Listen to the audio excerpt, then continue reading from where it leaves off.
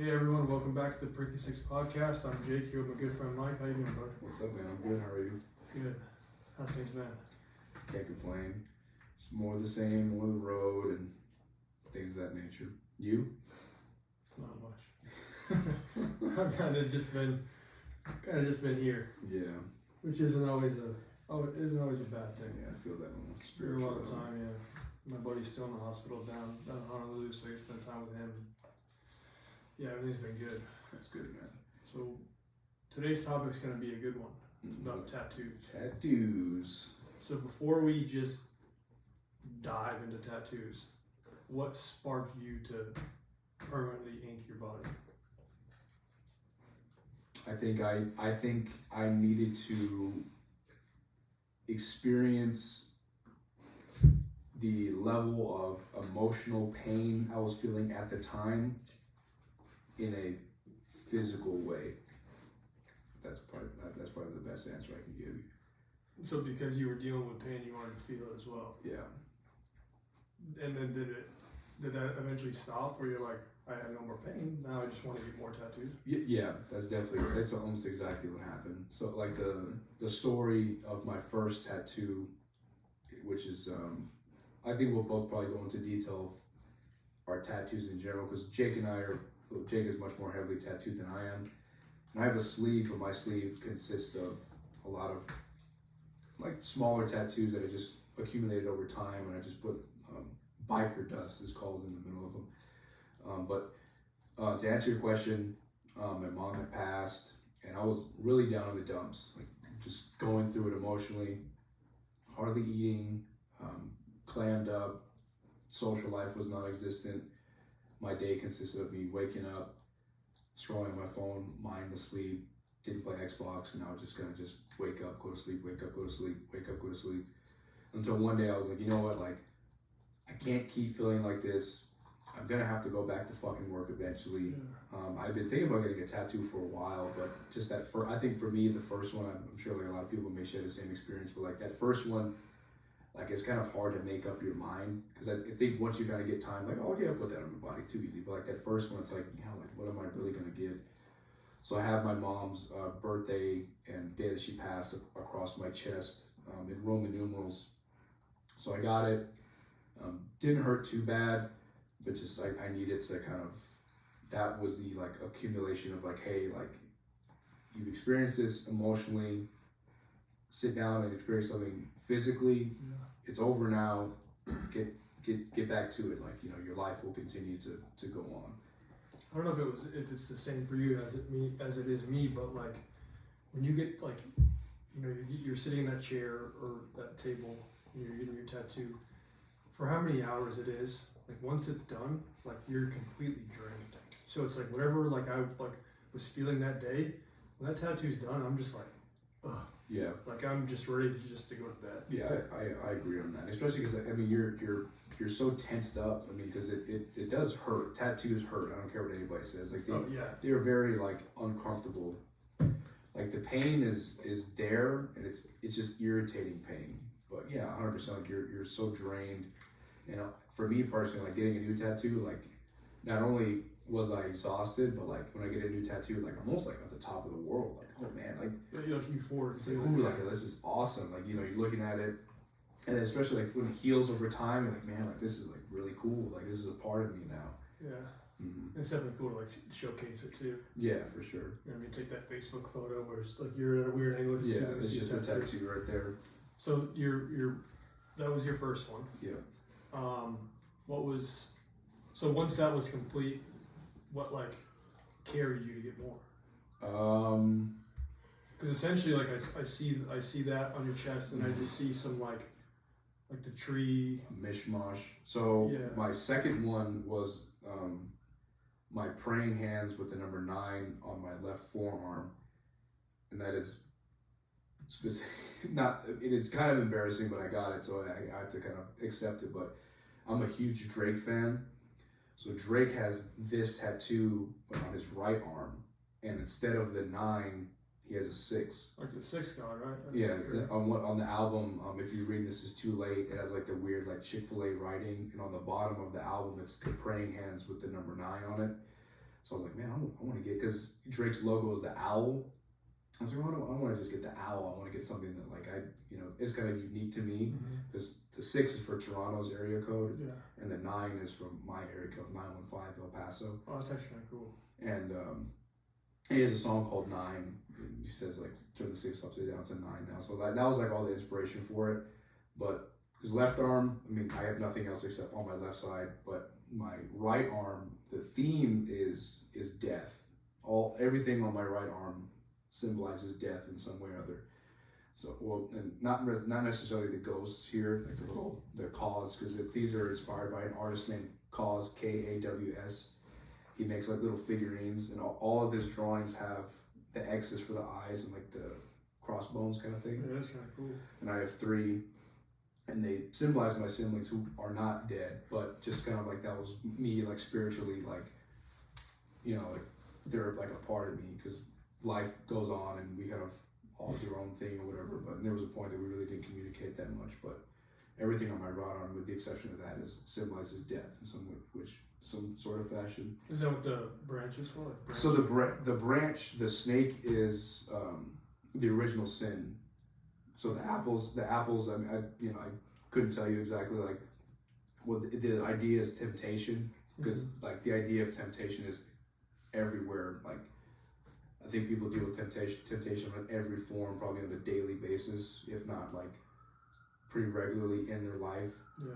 So just the idea, especially because I don't know if I've mentioned it on the podcast, but my mom, the way she passed away, she committed suicide. So that idea of leading into temptation and doing something dramatic, that was the idea. Because I got this one after deployment. This is probably like my most thought out tattoo. Like I wanted a snake. I wanted the idea of like sin, and I gave it to my artist to kind of just do his thing. His name's Bobby. Back in El Paso, his name's Bobby, and I kind of just let him do his thing, and he drew it up, and all that was pretty much freehand. It was pretty interesting. That's really cool. What was your first tattoo? My first tattoo was it's on my chest. Originally, I wanted like that, like the 2 sparrows with like the, your typical like chest tattoo that all the influencers have. Got you. But shout out to Big Ron in Missouri from One Eye Blue Monkey. I walked in and I said, "This is what I want." And he was like, "Well, I'm not doing it." And I was like, "Well, I'll pay you to do it." He's like, "Oh, it's not my style." He was like, "What do you want it for?" And I was like, I gave him the reason, and it really wasn't the reason. He's like, "Well, once you find out the reason, come back." So I came back and I was like, "Well, can you just do a sparrow, and then we'll do it like an owl on separate pecs, and then I want to do always brothers across my collarbone, because my brother, when I go to the military, gave me this pocket watch that says always brothers, which is this one right here on my forearm. But I wanted the sparrow to represent me as someone that sparrow like always leaves but always returns home, and on the other side my brother to represent like wisdom and like always knowing the right answer even when I didn't. And then obviously always brothers, because that's what he gifted me on that pocket watch. So that was my first big piece. But like before that, I was like anti-tattoo.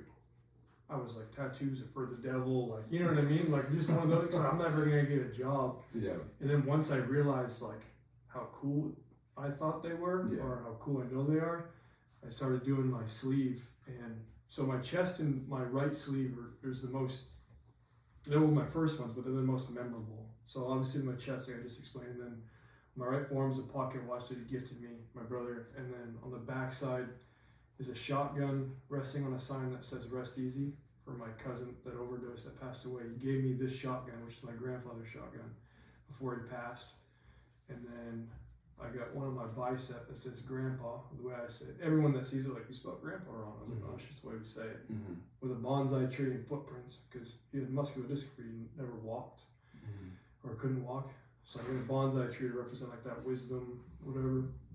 And then on the back side's a fishing pole, because I've always wanted to go fishing with him. So I got his footprints, fishing pole. And then I would say probably one of my favorite tattoos is I have a breast cancer ribbon on my outside of my bicep that says "Fight Like a Girl," and then a skateboard that runs through it that says "BFB 2012." And that's when I was in high school, me and my 2 best friends created a breast cancer organization linked off to Susan G. Komen Foundation, where we longboarded like half of Maine to raise money for breast cancer and obviously spread breast cancer awareness. Mm-hmm. And we're like, well, we did kind of good, so let's double the miles to see if we can double the money. Mm-hmm. So we longboarded from Maine to Times Square, just 316 miles. It took us 8 days Jesus. to raise money for breast cancer. So I get that all tied into one tattoo, Mm-hmm. and then I just fell in love with it. Mm-hmm. Do all of your tattoos have meaning? No. So on the left sleeve is Alice in Wonderland. I have a niece named Alice.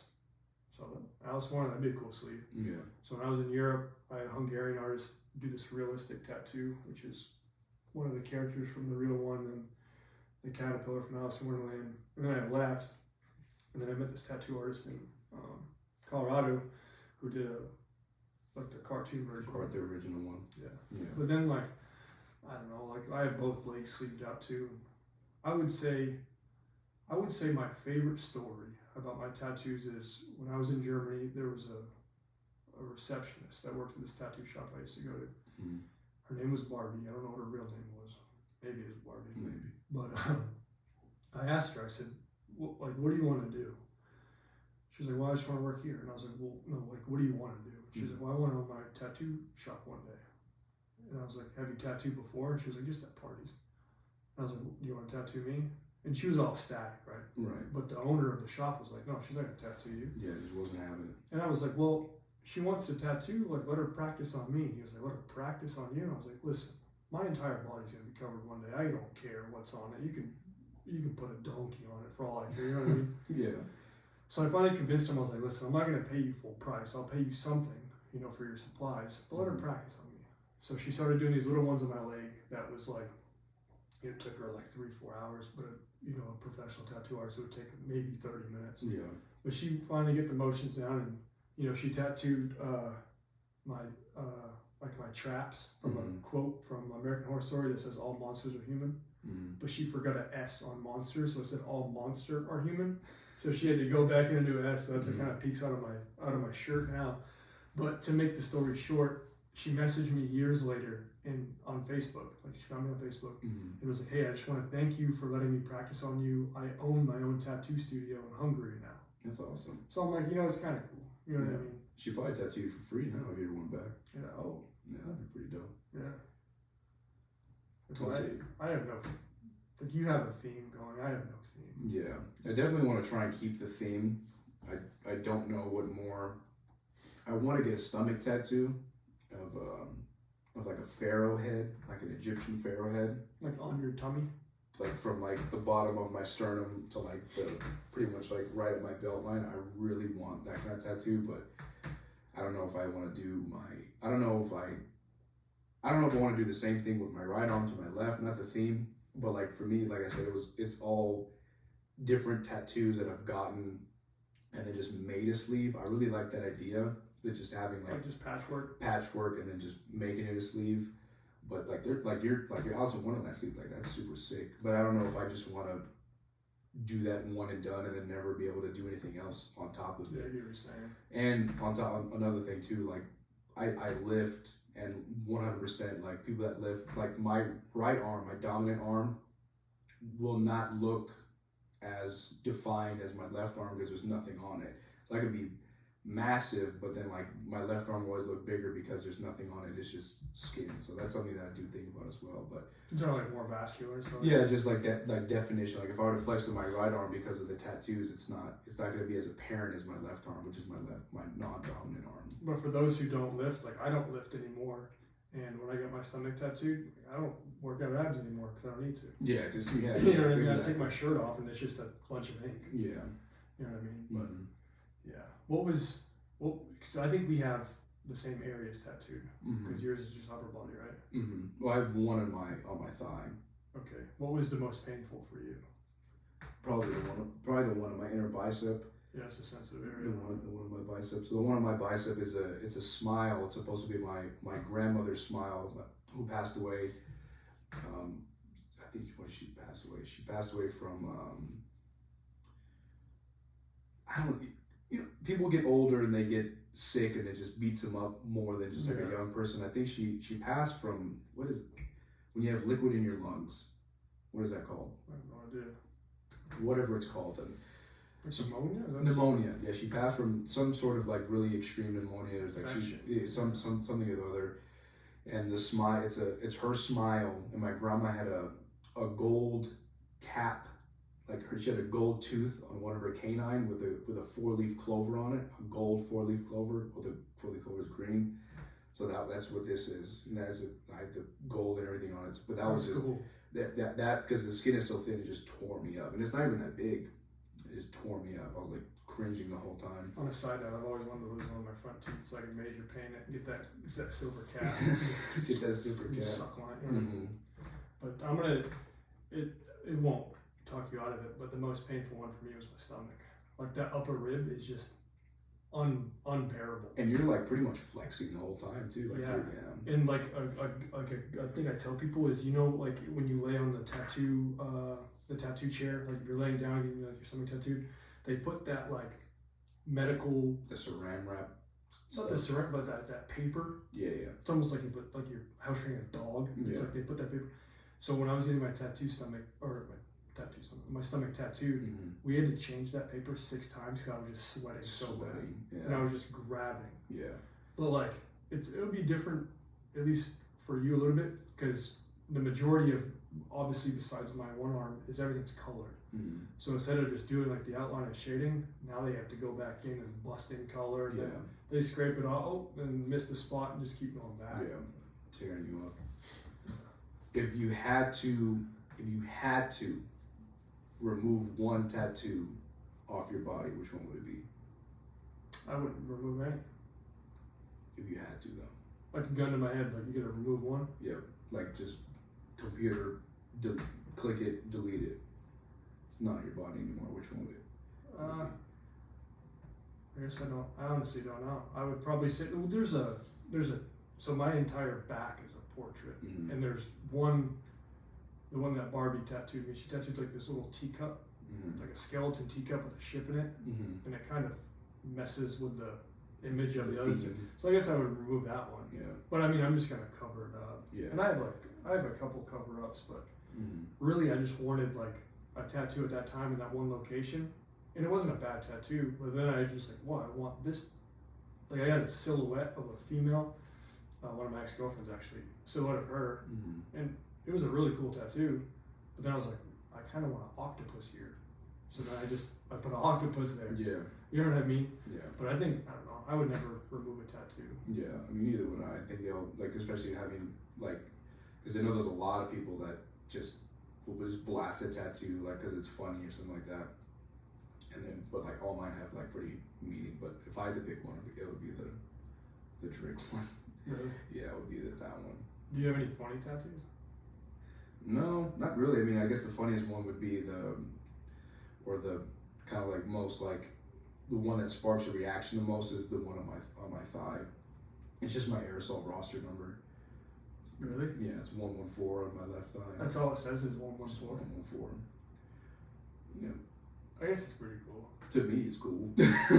And I try and convince everyone that's gone aerosol, like, you know, I try to convince my wife, and she's like, absolutely not. And like other buddies of mine that have gotten here, I'm like, let's make it a thing. Like, you get your roster number. And they're like, no. It's like, oh, okay, I guess it's just me. You know, there's a soldier here that got his truck bumper number tattooed on him. On his butt? I think it's on his leg. Oh. Yeah. I don't know why you. Hey, I mean, I think it was I don't know. I think that's funny though. Yeah. Really, I don't have any military tattoos actually. Now that I think about it. You know, because I wanted to get there was a point in my life I debated getting aerosol wings on my body, but I'm like, I'm not gonna go like that. But I wanted to something that like I would understand. So it's just a number, and be like, hey, what is that? It's my aerosol roster number. But like I look at it and I know what it means, but then like to someone that isn't even in the military, they just think it's numbers or whatever. Something meaningful to you. Yeah. But really, I mean, with some like, because you have quite a bit of tattoos, seeing like just a random tattoo with like numbers, no one really. Yeah, no one even. But if that was like your only tattoo, yeah, then it may spark a couple questions. Yeah. Yep. Is there any that like besides the pharaoh head that like, is there any other ones that you want?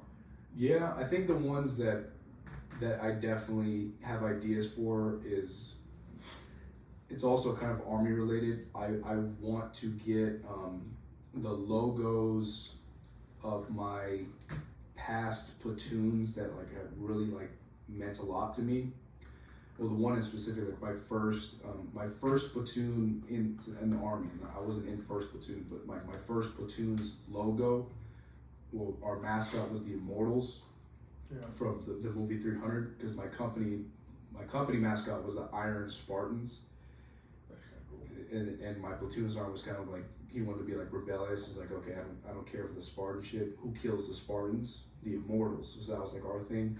So I want to get the Immortal mask tattooed, and then the one after that, which like really like defined who I was like as a sergeant, our logo was the Battle Ducks, and my platoon sergeant actually drew like a World War II-esque Donald Duck with like an MP40, like the helmet and fatigue and stuff like that. That was our logo. I wouldn't get all that, but I would just get like a rubber duck with like an Army helmet or something like that. That's pretty cool. It's kind of like a little like memorabilia thing, but the Pharaoh had those, and something for my daughter eventually. But I want my daughter to build a personality, because I don't want to just get her name. Yeah. I don't want to just get like her, you know, like a lot of people, nothing against it, but like a lot of people get like the feet, stuff like that, or like the dates, or like the clock with the time she was born, stuff like that. I want her to build a personality, and I'll get something that resembles her personality. Like if she grows up to find a passion for soccer, I get like a soccer ball. And then like, let's say a couple of years, and she has like another passion for dancing, I get like dancing shoes, something I can build on, not just like Aubrey, you know, it's just there, you know, because obviously I love her to death. So I think a cool one is like the first time she writes like "Love You, Daddy," like that would be cool. Yeah, my wife actually has that something. When my dad would write, my father-in-law would write letters to her basic, he would end it with "Love you, comma, Dad," and she took the handwriting, and the dude was like right here on like her trap, so to say, like right above her shoulder. That's she cool. has that tattoo. That's a really good idea. I'm gonna do that for my mom. It's up there. She before she passed, she wrote me a letter that said "Love, Mom." Mm-hmm. I think I'm gonna get that tattoo, but I'm with that in the military, so I can blast on my neck. Yeah, and then I think one other one that I do debate on getting is I want to get a back piece of I don't know why, but like scales, like scales, not like of justice, but you know, like just like a scale, like the old ones. I think like crocodile scale. No, but like the scales, like when you put something on this side and it goes down and up. I want to get like scales. I actually saw a really cool back piece when I was deployed. It was a MARSOC dude, but he had it's like the scales, but he had like that one ancient thing where it's like holding up the globe. Atlas. Yeah, that was cool. I want to. If I have a son, I would name my son Atlas. That was a cool. That's pretty. Yeah. We had like a conversation before we knew the gender of like what names were gonna be. There's even a girl's name too. You think so? I mean, my daughter's named after Drake. You really love Drake. Drake, if you're ever listening to the podcast, which you come won't, on out. Which you won't. Someone send this to Drake. Tag Drake. Because Drake's name is Aubrey Drake Graham. And then like my wife and I finally went through names. I'm like, I don't like that one. I don't like that one. I was like, what about Aubrey? And she's like, Aubrey Sixgon Caldwell. Aubrey Sixgon. Her middle name is Susanna, after my mom. After Drake's first girlfriend or something. Is there a stopping point for you with tattoos? Like when you're 50 years old and you're standing in the mirror, is there a part of you that's not tattooed? I would say probably feet, neck, face, hands.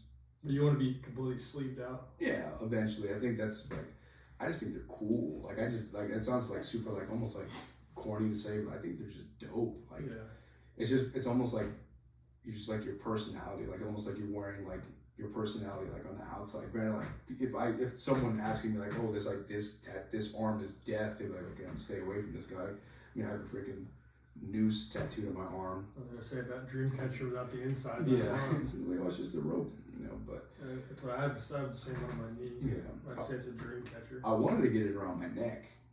I wanted to get it to where I actually wanted to do that too. I wanted to get to where like the rope would be across my sternum, and then it would the end of it would be here to where it wouldn't be exposed like in a t-shirt. But that's what I wanted to get. But I'm like, that's a little extreme. Yeah, I'm not suicidal. I promise. I actually wanted to do the same thing because there's a Johnny Cash song where he sings about like the gallows, and I wanted to put like "See you at the gallows" type of thing, but I just got one that around my knee. But I say it's a dream catcher, so I don't spark any. Yeah, are you okay? Yeah, That's fine. what's up? Sorry. You good? So completely covered without face, hands, feet. Having your foot tattoo is pretty cool. Who's gonna see it? Well, My feet don't need to be exposed to this earth. I have like really bad feet. Really? Yeah, I don't. I got like this thing going on that if my wife listens to, she knows what I'm talking about. I'm not gonna go into detail. I promise I have good hygiene, but like my feet aren't. Like, what are they called? Bunions? I don't have bunions, but I'm extremely flat-footed. I don't even know what a bunion is. I don't know. It's like a callus. I think I don't know, but I'm so flat-footed that like the footwear that I wear more than anything else is freaking boots. So my feet are just like crushed like in my boot to where like it's just like Chinese toe binding. yeah. It's my feet are fucking gross, and I have like long toe hairs. Like the hair on my toe is like longer than like the hair on my head. I should probably fucking shave it. I'm probably saying too much anyway, but That's kind of what was the most expensive tattoo you have? Probably my back piece. It's so large. I have like, it's not even done yet, and I have over 26 hours of it. And mind you, like, shout out to Jack at Aloha Tattoo. Oh, Jack. Old Jack. He's the best tattoo artist I've ever met. And not just because he's one of my good friends and my current tattoo artist, but I think he's an amazing tattoo artist. I would 100% agree. Yeah. 1000%. His style of traditional art is just, it's unmatched. He's a great dude. So cool. Yeah. One of the true homies, and yeah. And what was really exciting for me is once he tattooed my stomach, like he started getting a little more shout outs in the tattoo world. And then once he did my back piece, it was like major tattoo professionals were like, good job. Like that's crazy. And it's not even done yet, and it's already getting like high recognition. Yeah. But that was probably my most expensive. Yeah. But he's good when it comes to like long-term customers. Obviously he's not giving me a discount, but he's like understanding, because him and I have the same goal in mind, which is he'd be completely covered in tattoos one day. And then once I get out of the army, like if you're my family or listening to this, like I am gonna tattoo my face. I'm not gonna do like the little pump tattoos, but like I'm gonna tattoo like my jawline and probably like upper forehead area and then all the way down to my fingers, but obviously my neck. But that, like, as a tattoo artist, like they understand, like I'm not coming in to get a turtle, like I'm coming in to do my body. Yeah, especially because like it gives Jack specifically, and I'll get more on like that idea, and you can talk about Jack a little bit more, but like you're allowing him specifically, or that tattoo artist, to like have the ability to be an artist, not just giving him like a clip art, not giving him like a clip art or a Pinterest, be like, I want this tattoo. Yeah. You're giving him this idea, is like, okay, cool, I can use my ability as an artist to give you what you want. And Jack does a great job with that in general, because even like all these, because like I got by your recommendation to him, I got like the mirror here, the noose, the match, the candle, the umbrella, the bat, and the knife, and all like the biker dust in the middle. And he was like, he's placing it. What do you think about here? What do you think about here? What do you think about this? You like this? You like this? And any tattoo artist I've been to wants me to put color in it, and which I refuse. He's like, man, you just let me shade it, man. I probably like, no, I can't. But I think one thing specifically about Jack, and from my experience, I don't know if you share the same thing, but I've been to 2 or 3 tattoo shops, including 4, including the ones that Jack works at. But they can be very intimidating. Like the first time I went to get a tattoo, my artist Bobby, he worked at a place called Golden Goose Tattoo, a sick tattoo shop. Like their whole theme was gold, like there was golden gooses everywhere, or golden geese everywhere.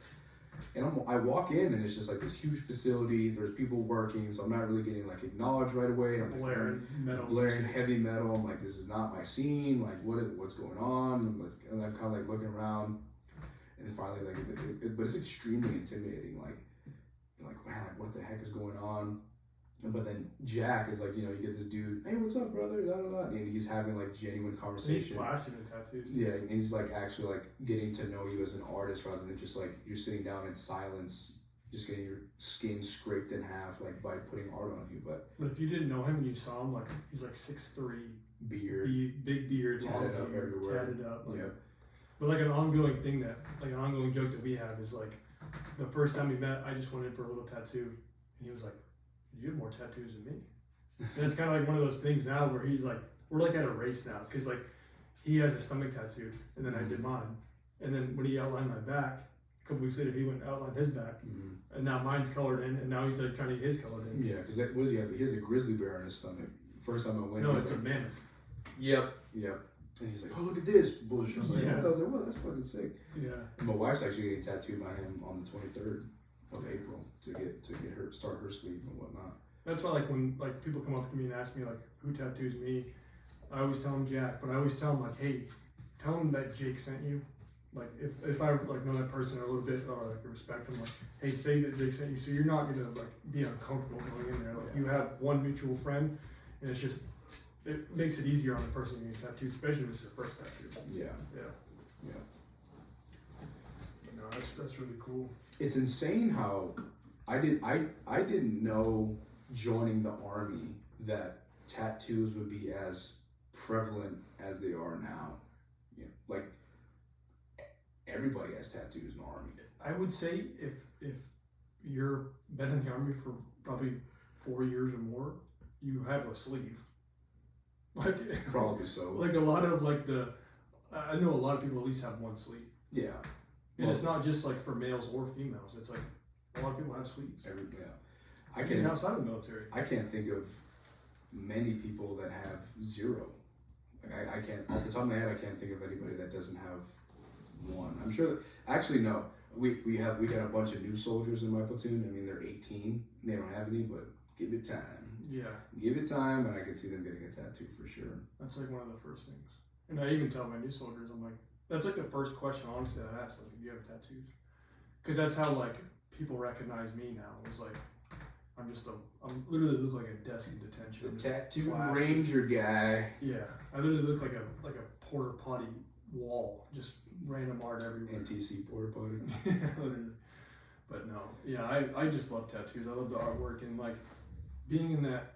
I would say community because it is. And then when Jack tattooed my stomach, it was like all the artists that were working like came and saw it, and it was almost like a welcome into the tattoo community because like once you get your stomach tattooed, that's a bold move. That's like a lot of people don't get their stomach tattooed or like have a huge back piece, but it's like to me it's like I can walk into a tattoo shop now and it's like, okay, let's not play games. Yeah. You know what I mean? Like I've been in a lot of shops. Yeah. And to me, like that stomach tattoo, I would say isn't my most memorable, but it's my favorite tattoo because it was essentially like welcome. You know, like your rite of passage. Yeah, kind of. Like you took this serious enough to like bear through this for this long. Like you mean business. Yeah. Yeah. But we have a lot more to go. There's a headdress that he's gonna put on my ribs. He outlined this snake charmer in the back of my thigh. So we're gonna finish that soon. Finish my back up, tattoo my groin, and then work on my butt. Like it's just, but it's so much time, so much money. Yeah, it's a lot of time and money, especially like working around your schedule and his schedule too sometimes. But like I tell, obviously your leadership listening to this, I consider it as a doctor's appointment, medical appointment, because and it's funny because when I was in SLC, people were talking about my tattoos, and one of my really good friends, he was there, and I was like, yeah, I have a lot of money in cosmetic surgery. He's like, what? And I was like, yeah, it's a medical surgery because I'm changing my body. Yeah. So I consider it as a medical appointment. Yeah. I don't do that all the time, but when I need it, Yeah. It's necessary. And it's almost like a form of therapy too, honestly. it really is. Yeah.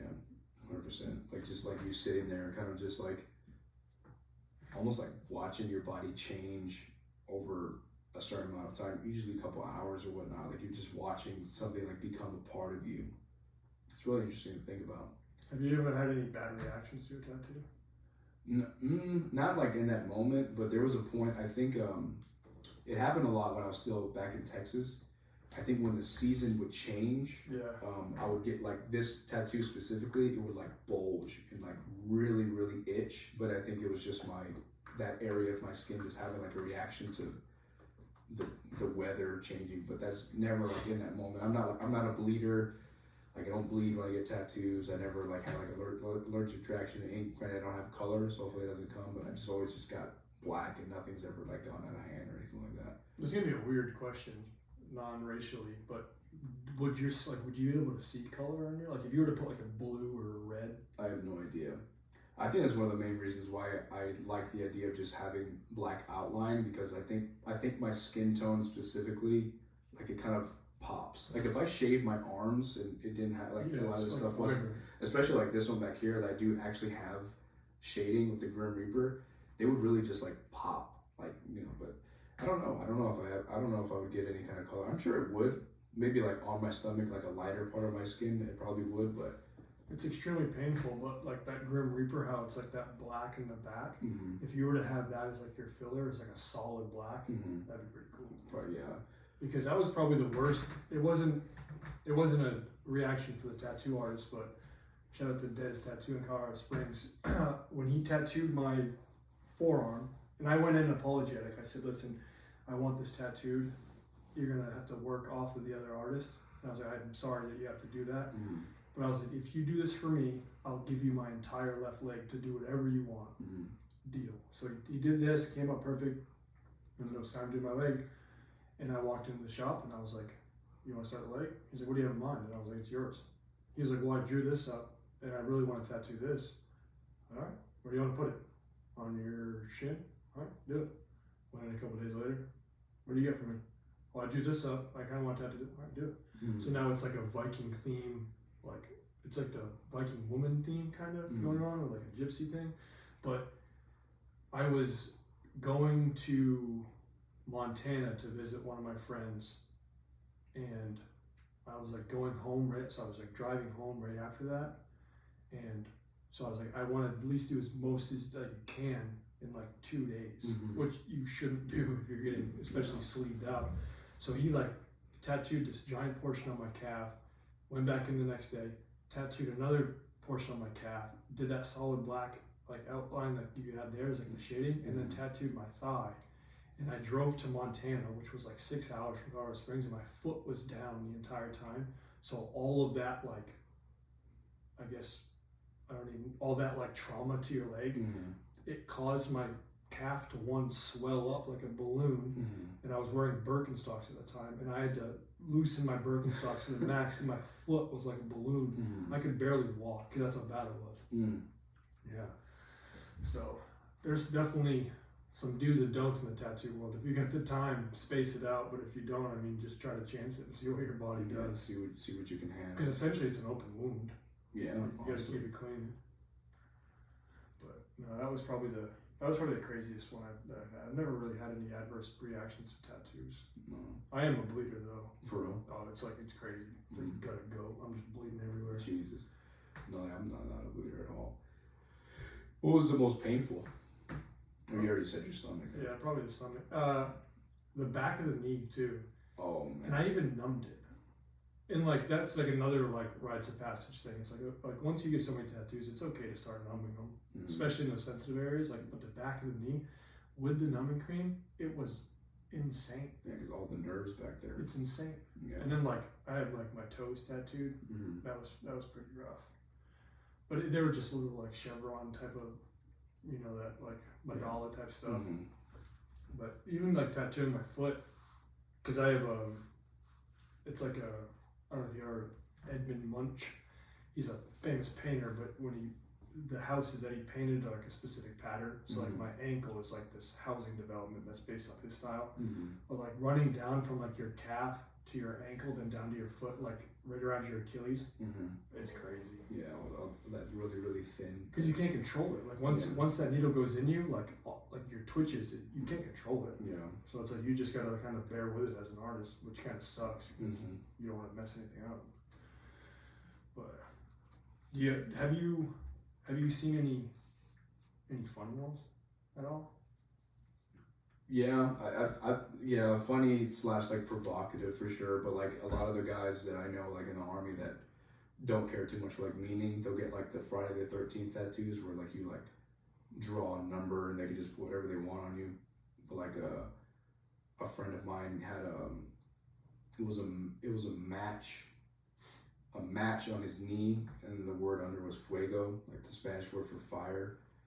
But I don't know exactly how it meant. I shouldn't have even said the story. I don't remember what it meant, but it was pretty much like something, or like I've seen some dudes like with a bee on their knee, like the bee's knees, That's pretty cool. or just like those funny like Friday the 13th ones, like middle fingers, you know, like funny ones, stuff like that. Skeleton middle finger. Yeah, or like some you see on the internet.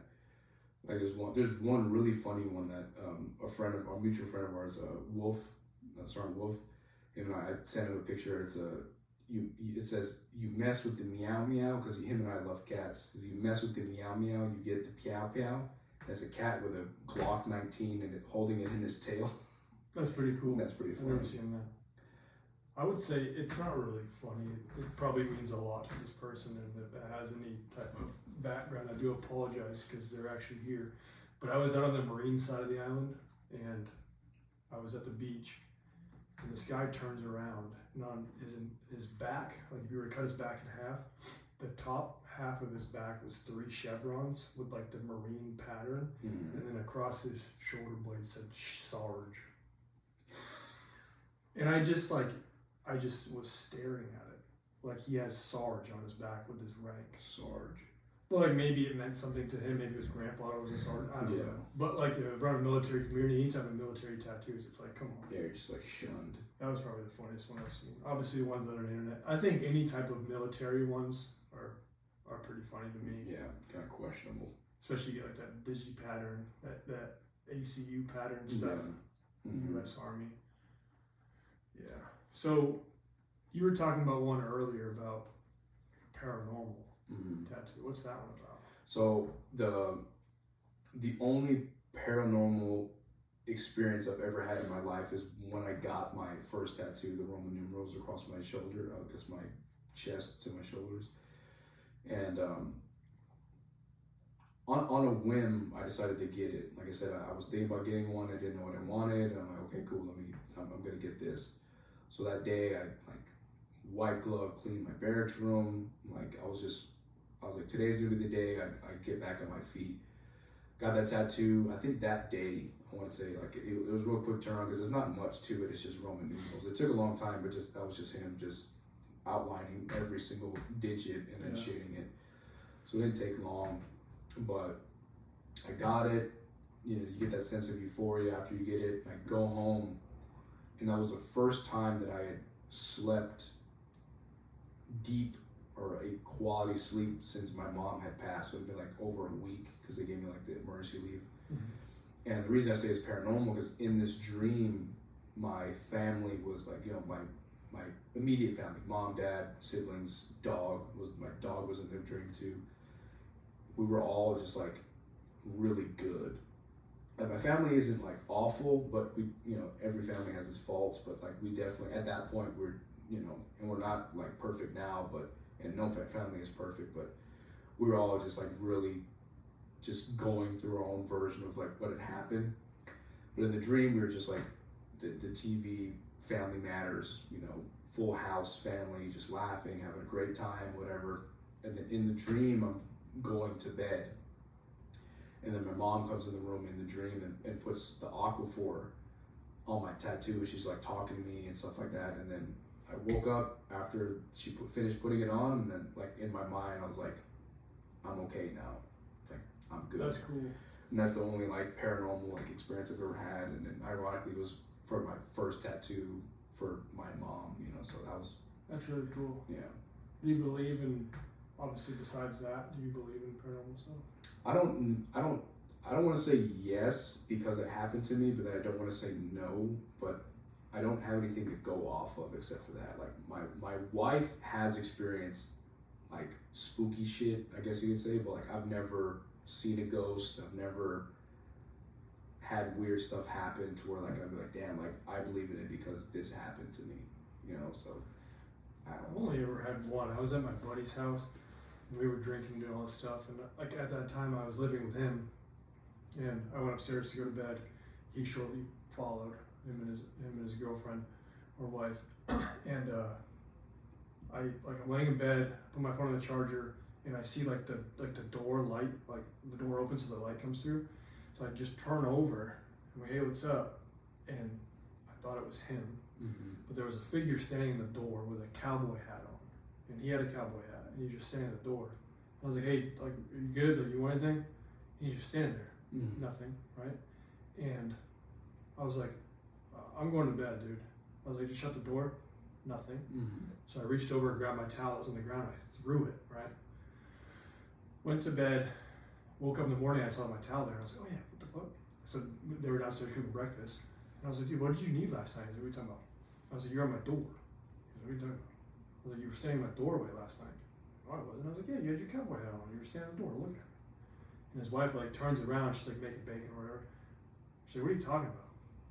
I was like, when I went to bed, I was like 10 minutes later or so, you guys came up and then you were standing at my door. She's like, no, I wasn't. And I was like, yes, you were. She's like, to be honest, like, we stayed downstairs and we had sex and then we went to bed. And I was like, someone was at my door last night wearing a cowboy hat, and that completely spooked them, right? Yeah. So like a couple of days goes by, she comes home, she's like, I did research. The housing development that I lived on was like an old, like cemetery. Oh Christ. Or like a burial ground, something like that. Completely spooked them. I didn't stay there anymore. So I was like, that's crazy. And I had really bad, what's the word? I had really bad sleep paralysis for a long time. Is that like where you can't control it? Yeah, that's where like you go into, I believe, a level of REM sleep too quickly to where your body is asleep but your mind is awake.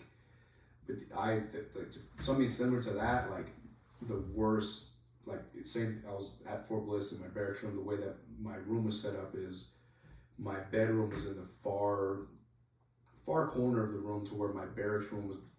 My head was to the wall. If I looked up, my barracks room was to my 1 or 2 o'clock. And the worst I ever had sleep paralysis was something similar to what you experienced, to where and I locked my barracks room before I went to bed because, you know, obviously or whatever. And the room just, it's crazy too. There was a point that I could put myself into sleep paralysis.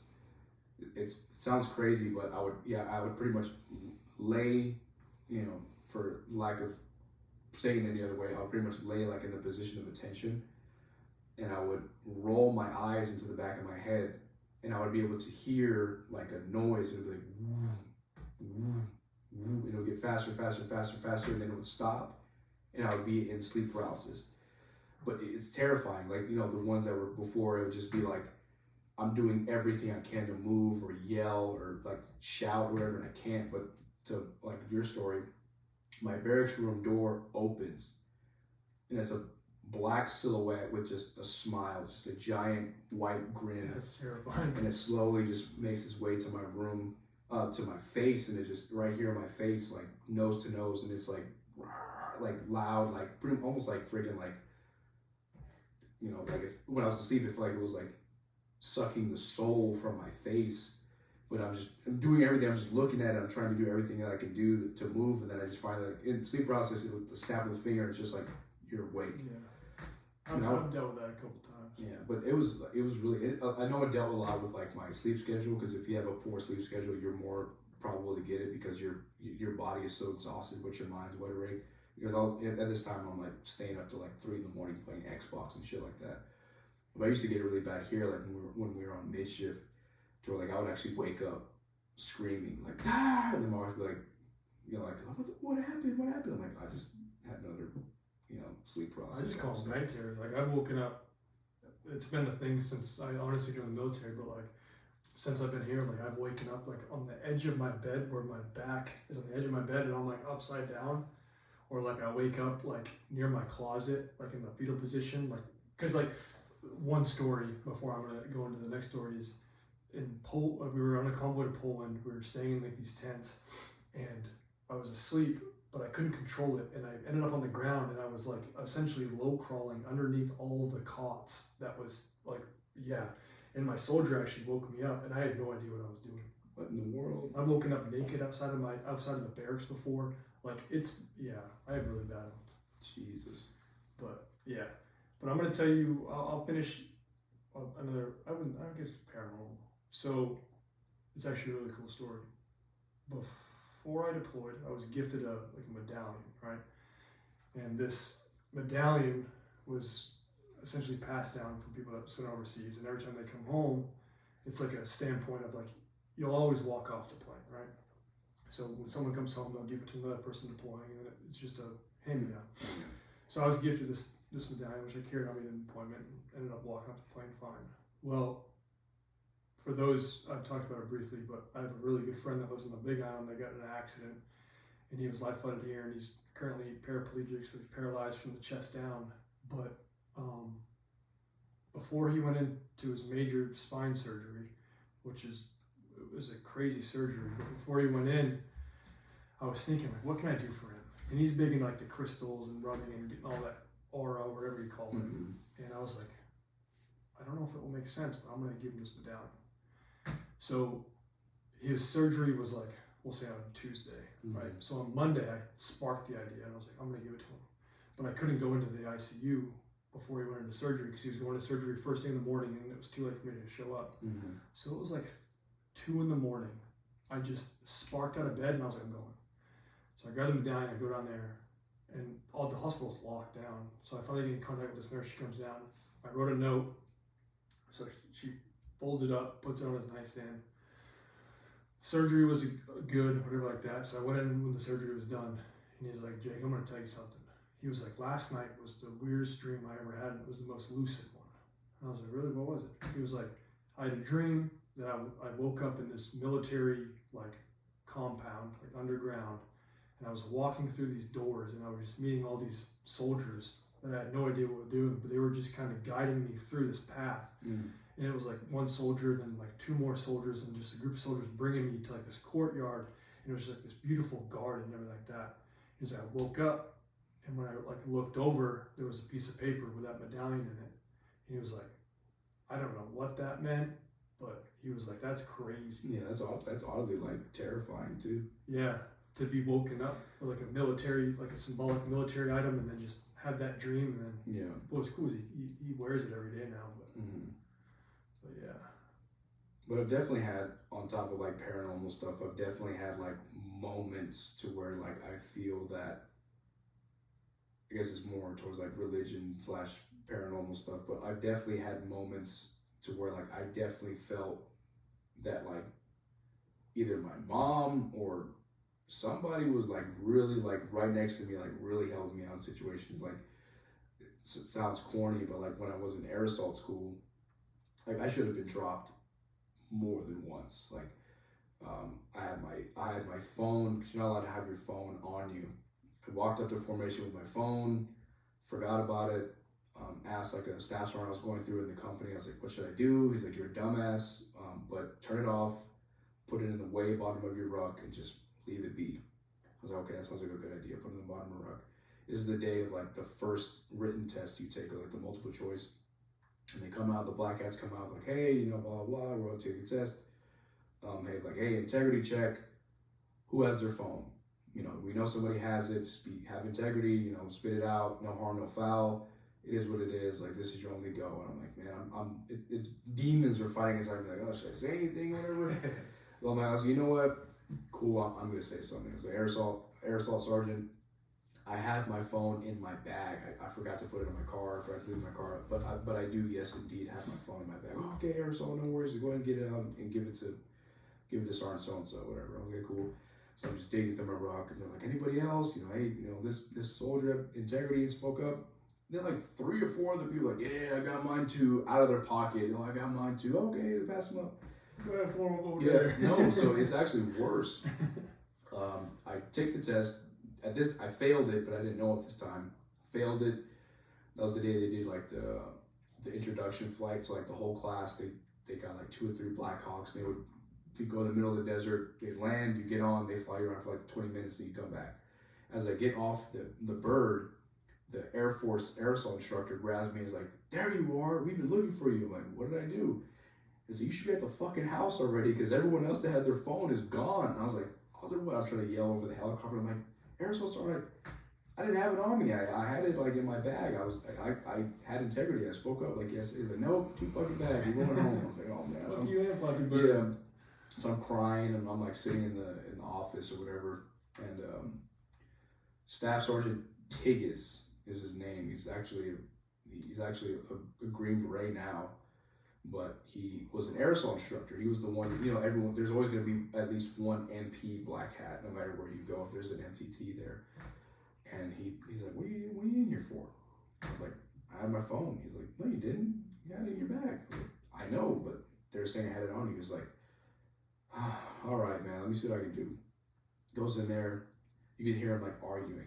Oh man, he's like, but come on, dude, he didn't have his fucking phone on him. It was in his bag. Like, cut him some fucking slack.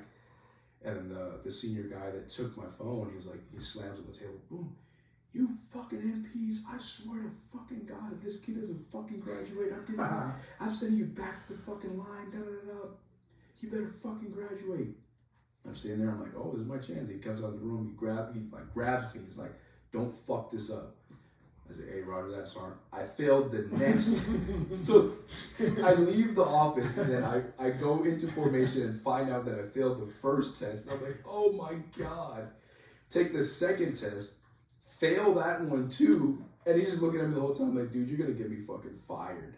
Pass the first one the second time, pass the second one the second time. So that was like my second crisis is watching out for me. But then the third time in aerosol school, rewind about 6 months before I was even able to get the opportunity to walk on to aerosol school, I helped out some way, somehow. I'm not going to go into details. I helped out a black hat. I helped out his friend on St. Patrick's Day. I'll go as far as saying that. I helped out one of his friends that was a Desert Warrior instructor because I guess the equivalent of jungle school at Fort Bliss is called Desert Warrior. It's not like a tab or anything, but it's a school you can go to. And when they're doing sling load operations, which is the hardest thing of aerosol school, what they would do is they sat us all in a room and then different instructors would come out and just call off a roster number, 012, 011, whatever. And then as they called your number, you stood up and then went with that instructor. Mm-hmm. I was like one of like the last 15 to 10 people to test out. So I'm nervous. Obviously, I failed both the tests before, and this is the hardest thing. I'm like, man, this might be it for me. Lo and behold, the aerosol instructor who I helped his friend comes out, 114. I'm like, aerosol, no, run over there. I'm gonna say it because it's in the past now, but the first one for us was a Humvee. Find all the deficiencies, whatever. He's like, okay, cool. We go to the next thing, and he's like, hey, man, like, I heard what you did with my friend at St. Patrick's Day. You're good. Like, you're good. I'm gonna leave it at that. I'm like a PFC. I'm like, what the fuck does that mean? And he's like, you're good. And I'm like, okay. Find the deficiencies. You have 1 minute. I'm like, he's like, find the deficiencies. Like, I'm pointing around. So okay, cool. 4 out of 4. Next thing. Find the 4s. Okay, good. Hey, you're good. And they go to lunch or whatever, because I was like the first time like in school that you get like a long break, because the lunch, like, you're getting smoked all day. Yeah. But after that day specifically, once you finished, you came back, like I finished at like 10, you came back at 14:30. So I'm like, oh my God, this is awesome. He's like, hey, you're good, get out of here. I was like, oh, I was like, yeah. But then after that was it. Like everything else is like fun at that point. Like we start rappelling, and you do the 4 mile, and you do the 12 mile ruck, and then you're graduated. But back on like the spiritual, like paranormal thing, like I shouldn't have. Someone was looking out. Yeah, somebody was looking out for me, like for sure. And then fast forward, ESB, I failed. So whoever was looking out for me stopped. Whoever that was, they stopped looking at me, or they just stopped. They decided to stop giving me gimmies. That's funny. That's good though. Yeah, I think that will pretty much wrap up this episode. Yeah, if you have any comments of any strange things that's happened to you or any good things that happened to you, favorite tattoos or whatever, leave a comment and try to talk about it. Yeah, and I'll be the old responsible person or whatever, the corny guy, and be like, I would say, if you're gonna get a tattoo, give it more thought than just like a drunk idea of getting a tattoo because it's permanent. Yeah, you can get it removed, but like have a meaning to where like if someone does ask about it, you can have more than just like I don't remember. a spontaneous. Exactly, I don't remember. Even if it is a drunk memory, like as long as it's a positive one or it actually has like some sort of like value to be on your body until you die, you know. Yeah, because I mean, when you turn 90 years old, you're gonna look a certain way. Obviously, I just want to look like a giant blob of ink. But no, we appreciate everyone for listening. This is gonna wrap up today's episode of Tattoos and Paranormal Activity, which is probably a first in the podcast world. But yeah, stickers coming soon. We're gonna take lead on that. So if you have any questions, topics, whatever, let us know and we'll get a sticker. Appreciate y'all. Have a good night. I was like, Boom. that was a good one. Yeah, that one was very like casual conversation. It wasn't very forced at all.